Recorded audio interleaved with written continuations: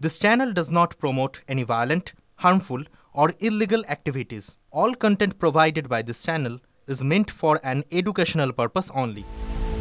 ভিখারিকে ভিক্ষা দেওয়ার অপরাধে গ্রেপ্তার যুবক। শুনতে অবাক লাগলেও এটাই সত্যি।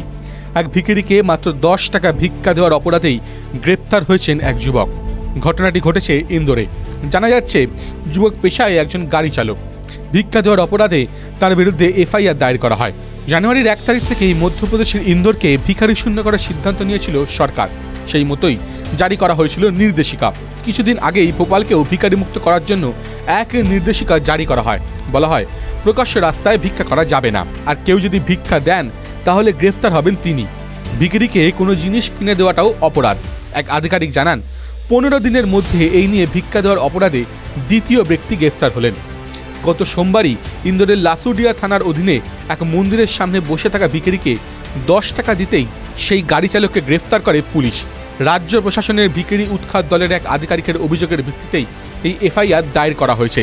ভারতীয় দণ্ডবিধির 223 নম্বর ধারা অনুযায়ী কোনো ব্যক্তিকে গ্রেফতার করা হলে সেই ব্যক্তির সর্বোচ্চ 1 বছরের কারাবাস কিংবা 5,000 টাকা পর্যন্ত জরিমানা হতে পারে, কিংবা আইনি নির্দেশে কারাবাস এবং জরিমানা 2 হতে পারে অভিযুক্তের।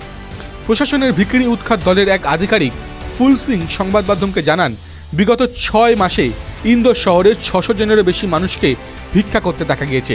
এদের সকলকেই রিহ্যাবের জন্য পাঠানো হয়েছে। 100-এরও বেশি শিশুকে চাইল্ড কেয়ার ইনস্টিটিউশনেও পাঠানো হয়েছে। সেই আধিকারিক আরও জানান, বেলুন বিক্রি কিংবা ট্রাফিক সিগন্যালে কিছু জিনিস বিক্রি করার নামে ভিক্ষা করছিল এইসব শিশুরা। এমনকি মধ্যপ্রদেশ প্রশাসনের পক্ষ থেকেও পুরস্কার ঘোষণা করা হয়েছে। ইন্দোর শহরে এমন ভিক্ষার ঘটনা নজরে এলে যে বা যারা জানাবে তাদের প্রত্যেককে 1000 টাকা করে দেওয়া হবে। এই মর্মে কেন্দ্রের union ministry of social justice and এম্পাওয়ারমেন্টের অধীনে দেশের 10টি শহরকে ভিখারি মুক্ত করার উদ্যোগ নেওয়া হয়েছে। TV9 Bangla digital.